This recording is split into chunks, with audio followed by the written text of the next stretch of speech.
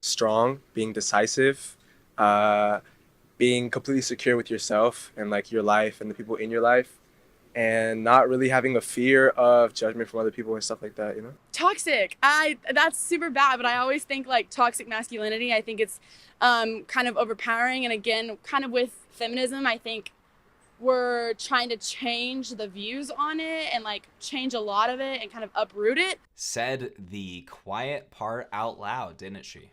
Yeah, I mean, that's truly what it is. We're trying to get rid of it. We're trying to uproot it. The craziest thing about a lot of this, because I mean, what an interesting contrast between these two kids right here. This guy just being real about it. What is masculinity, right? Let's listen to his answer again. And not really having a fear of judgment from other people and stuff like that, you know?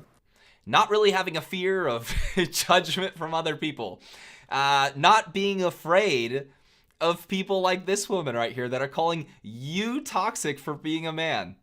That is, I love how that was placed right there, because he's making a fantastic point. This is a judgmental, self-conscious individual right here that is calling men and masculinity toxic and saying that her and her feminist pals are there to absolutely uproot and destroy it.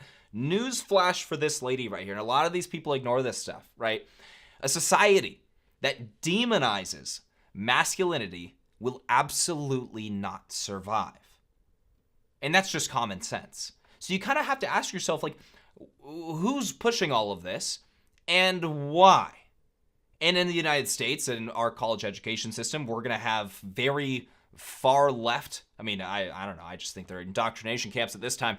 But very far left professors that will push this narrative. I would love to see the narrative that masculinity is toxic. I would love to see this video compared to possibly going to an inner city community and asking them this same question.